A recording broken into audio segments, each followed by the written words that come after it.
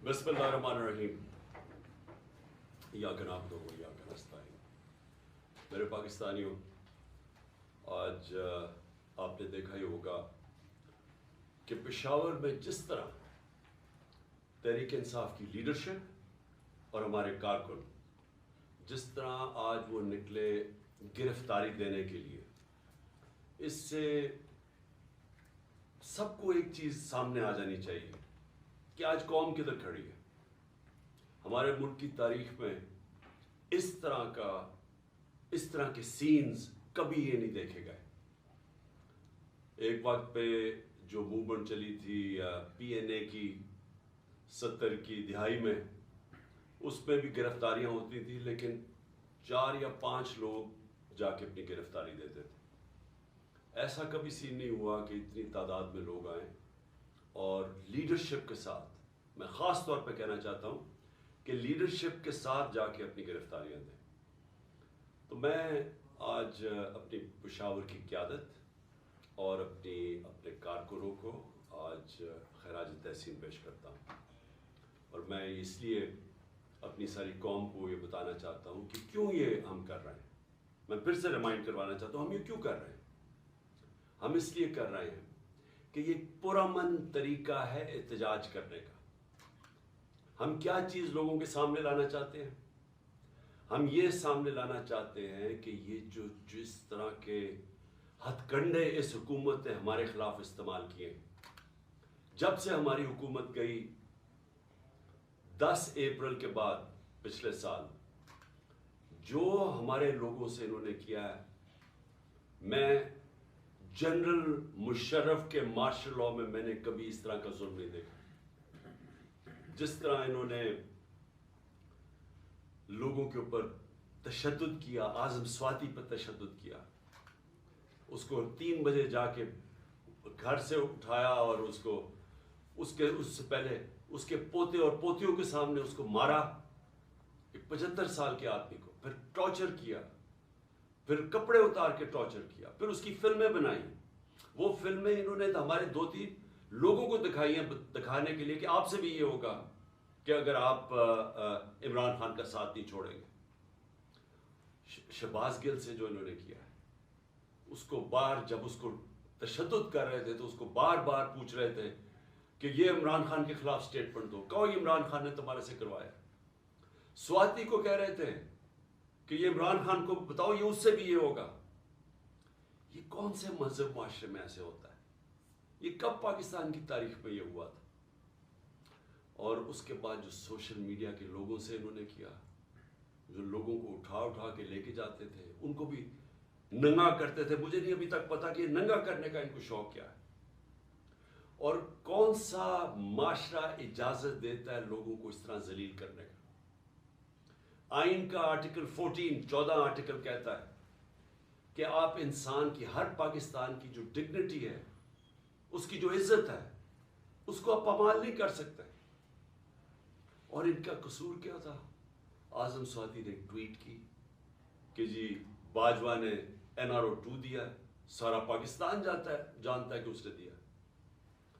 शहबाज गिल ने कोई स्टेटमेंट दी, उससे पूछा भी नहीं कि क्या उसका मकसद क्या था, पीछे क्या था, कहने क्या वो क्या कर रहा था। उसके ऊपर तशद्दुद।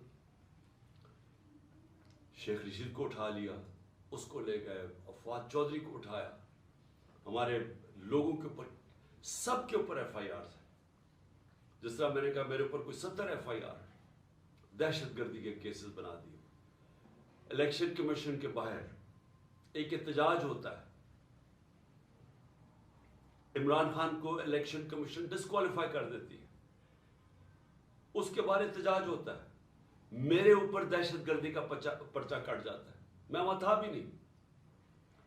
दूसरा, एक यही बददियानतदार, एक मॉरली करप्ट इलेक्शन कमीशन जो बार बार हमारे खिलाफ पूरी कैंपेन चला रही है, ये नून लीग का हिस्सा बन के और ये PDM का हिस्सा बन के, जो हमारे हर फैसला हमारे खिलाफ देता है, कैंपेन करता है। क्या केस था? Foreign funding case. पहले पता चला वो फॉरेन फंडिंग ही नहीं थी, पता चला कि वो अब प्रोहिबिटेड फंडिंग है। वो केस जो मैं आज लिख के देता हूं किसी अदालत में जाएगा, ये बाहर फेंक देंगे, केस ही कोई नहीं है। वो रिपोर्ट के ऊपर FIA मेरे ऊपर वारंट निकाल देती है, और वो उसी के ऊपर वही जो केस है प्रोहिबिटेड फंडिंग का, उसमें बाकियों को सारों बरी, अदालत बरी नहीं करती, उनकी जमानत दे देती है सबको। इमरान खान के ऊपर वारंट निकलाता है, और हर कोशिश की जा रही है कि किसी ना किसी तरह तहरीक इंसाफ की लीडरशिप, या इमरान खान को जेल में डालो, या डिस्क्वालीफाई करो, या हमारे लोगों के ऊपर हर किस्म का प्रेशर डालो।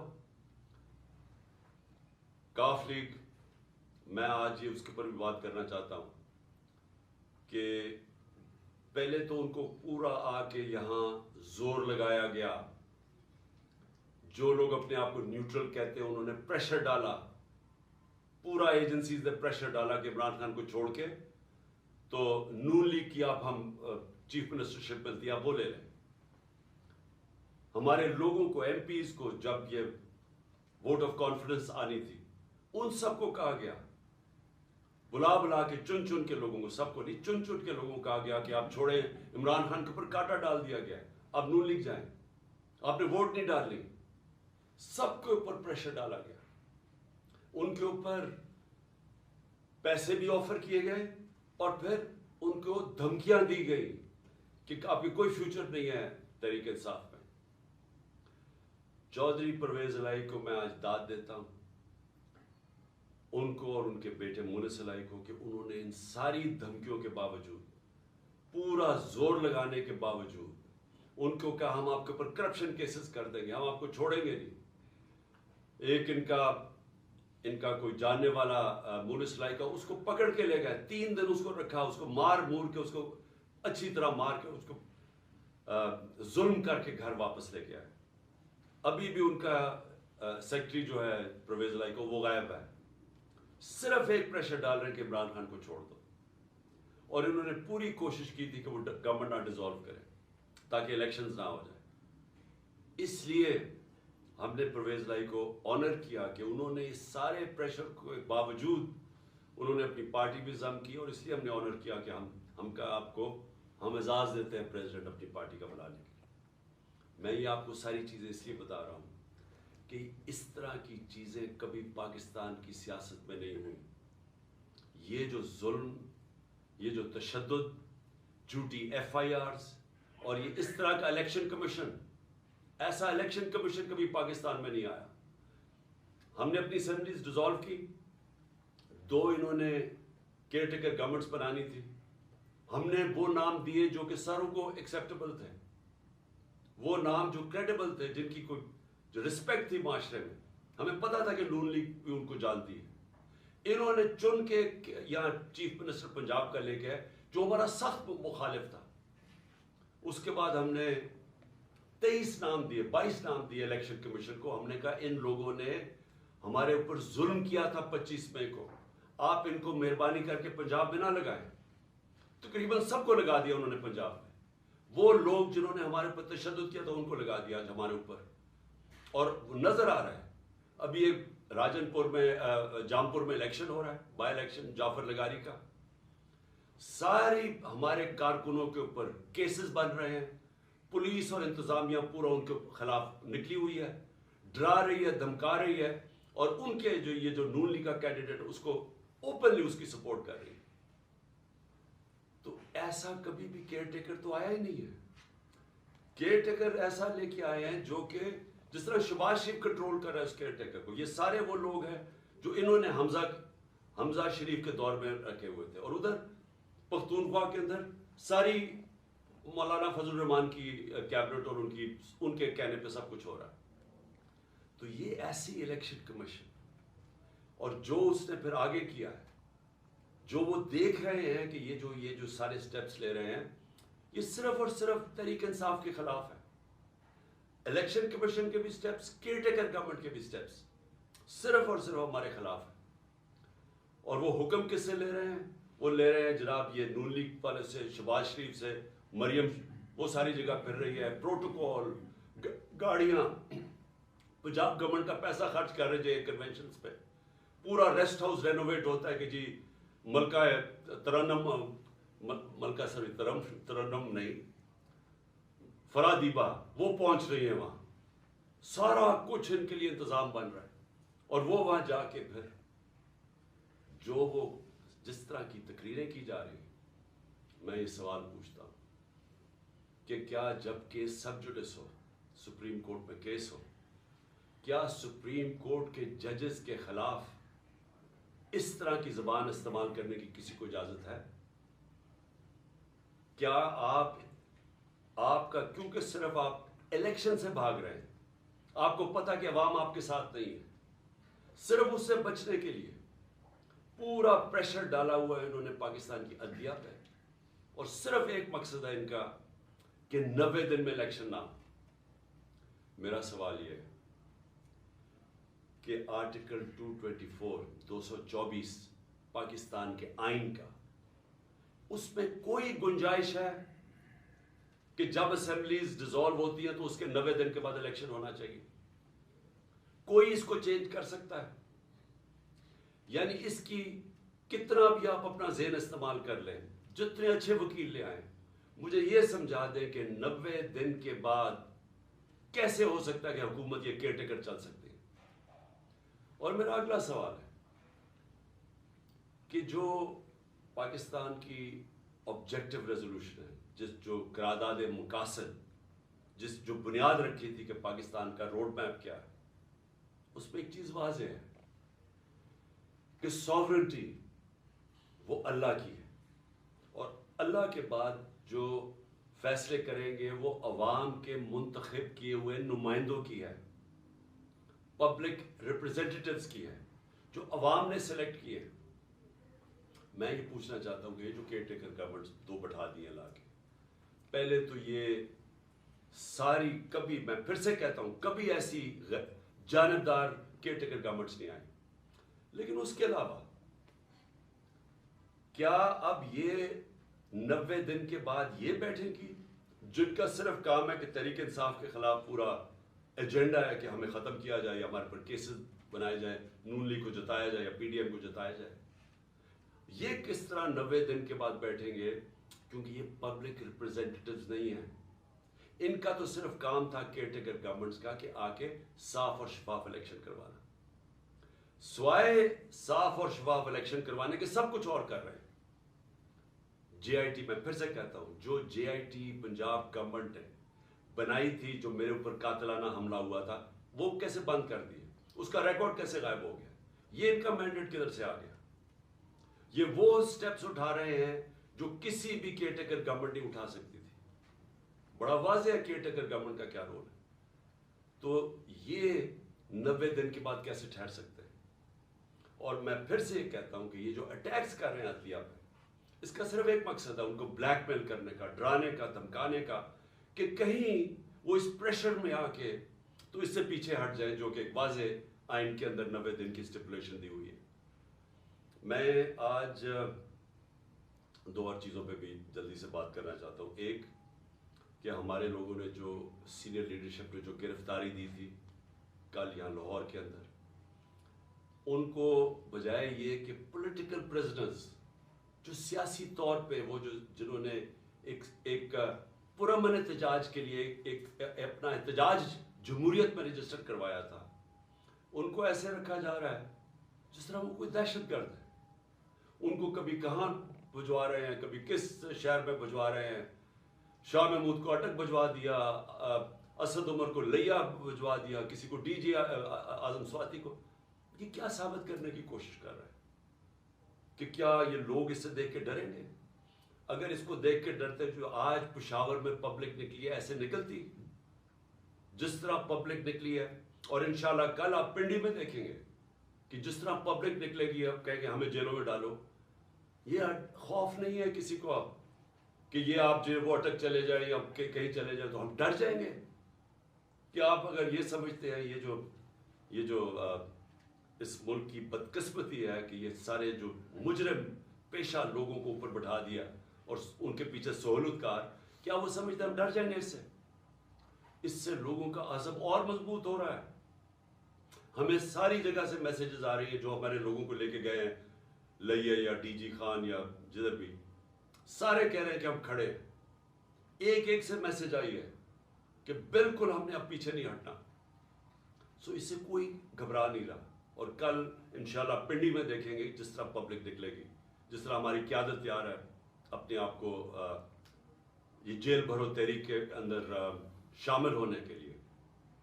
और फिर जो हमारा एहतजाज, जिसका जो दूसरा पहलू है, एक तो ये है कि जो हमारे ऊपर तशद्दुद हुआ, जुल्म हुआ, जो इन्होंने जिस तरह की FIR, जो हर रोज़ एक मिशन पे हैं कि किसी ना किसी तरह इलेक्शन ना करवाओ और इनको क्रश करो तहरीक इंसाफ को। तो एक तो इसके ऊपर एहतजाज है, पुरअमन एहतजाज है। और मैं ये याद करवा दूँ आपको कि श्रीलंका में इन्हीं हालात के अंदर पब्लिक सड़कों पे निकली थी और लोगों ने जलाए थे घर, प्राइम मिनिस्टर का घर जला दिया था, पब्लिक खुद सड़कों पे आ गई थी। अगर ये तहरीक इंसाफ इस वक्त ना हो तो ये पब्लिक इसी तरह सड़कों पे निकलेगी। जिस तरह के हालात यहाँ बन गए आज पाकिस्तान में, पब्लिक तो खुद निकलने के लिए तैयार है सड़कों पे। मैं अपना जो लाहौर हाई कोर्ट, मुझे 3 बजे तो हमें पता, उन्होंने जब हमें पता चला कि वो बुला रहे हैं और वो कहते हैं आपको पेशी देनी पड़ेगी, 3 बजे तो फैसला करते हैं, 4:15 बजे घर से निकलता हूँ। और जो पब्लिक सड़कों के ऊपर आती है, ऐसे तो पब्लिक कभी नहीं निकलती। तो पब्लिक तो तैयार बैठी हुई है। जिस तरह आज पेशावर में देखा, कौम तो तैयार है।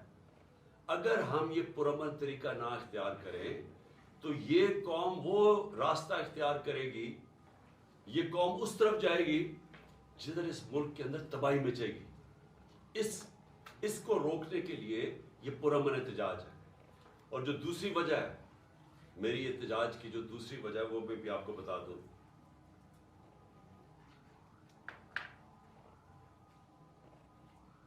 कि जो शहबाज शरीफ ने कल तकरीर की, कौम को मजीद और कुर्बानियां देनी पड़ेगी।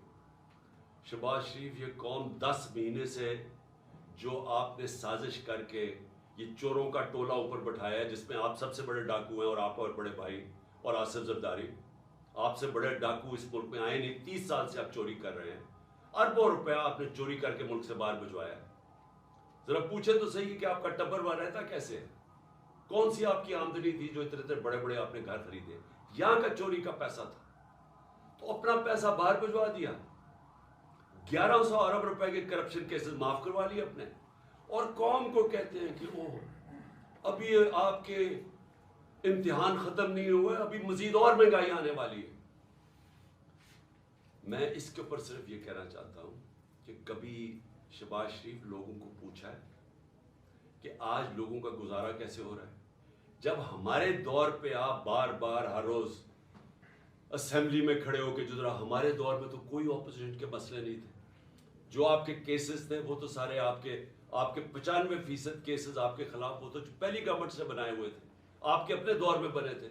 इसहाक डार तो आपकी हुकूमत में मुल्क से फरार हुआ था। जब उससे पूछा गया कि इतने ज्यादा पैसे $5 मिलियन बाहर कैसे भिजवाए हैं, तो जब उसे जवाब पूछा मुल्क से बाहर भाग गया।